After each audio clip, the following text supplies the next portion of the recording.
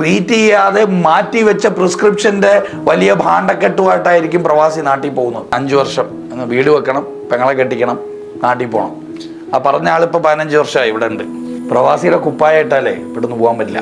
അധ്വാനിക്കുന്നില്ലേ? അധ്വാനിക്കുന്നുണ്ട്.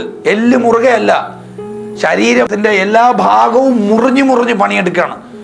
എന്നിട്ടും നമ്മൾ ആഗ്രഹിക്കുന്ന ജീവിതം നമുക്ക് നേടാൻ സാധിക്കുന്നില്ല എന്നുണ്ടെങ്കിൽ ഇനിയെങ്കിലും നമ്മൾ അതിൻ്റെ മോഡൽ കണ്ടുപിടിക്കണം. നമ്മളെ ഉപ്പമാരൊക്കെ 30-40 വർഷമൊക്കെ അത് കഴിഞ്ഞ് വീണ്ടും പ്രായമായി നാട്ടിൽ പോയി വയസ്സായി നാട്ടിലുണ്ട്.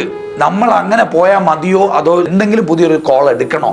നമ്മൾക്കും ഉണ്ടാവില്ല ചില ആഗ്രഹങ്ങൾ, നമ്മുടെ പേഴ്സണലായിട്ടുള്ള നമ്മുടെ സ്വപ്നങ്ങൾ, നമ്മുടെ ഇഷ്ടങ്ങൾ. നമ്മൾ ആഗ്രഹിക്കുന്ന ഒരു വണ്ടി, നമ്മൾ കിടക്കാൻ ആഗ്രഹിക്കുന്ന ഒരിടം, നമ്മൾ ഉടുക്കാൻ ആഗ്രഹിക്കുന്ന കുറച്ച് വസ്ത്രങ്ങൾ, കഴിക്കാൻ ആഗ്രഹിക്കുന്ന ചില ഫുഡ്, ഇതൊക്കെ പ്രവാസി എൻജോയ് ചെയ്യുന്നുണ്ടോ എന്ന് എന്നോട് ചോദിച്ചാൽ ഞാൻ പറയും ഒരു 80% ഉണ്ടാവില്ല. കാരണം 1500 ദിറംസ് സാലറി കിട്ടിയാൽ 2000 ദിറംസ് നാട്ടിലേക്ക് കടവും കൂടെ മേടിച്ച് നാട്ടിൽ ചവിട്ടും. മലയാളികൾ എങ്ങനെ? നേരെ മറിച്ച് ഫിലിപ്പിനോയൊക്കെ ശ്രദ്ധിച്ചറിയാം, അവർക്ക് 1500 കിട്ടിയാൽ അവർ 2000 ഇവിടെ ചിലവാക്കും, ഇല്ലേ? എല്ലാവരും നമ്മളെ ഇങ്ങനെ എക്സ്പെക്ട് ചെയ്യുന്നത് കൊണ്ട് തന്നെ പ്രവാസിയുടെ ജീവിതത്തിൽ വലിയ വലിയ പ്രയാസങ്ങൾ എപ്പോഴും വരാറുണ്ട്, ഇടുക്കം വരാറുണ്ട്. നമ്മൾ എവിടേക്കോ കേട്ടിട്ടുണ്ട് എന്തെങ്കിലും നേടണമെങ്കിൽ എന്തെങ്കിലുമൊക്കെ നഷ്ടപ്പെടുത്തണമെന്ന്.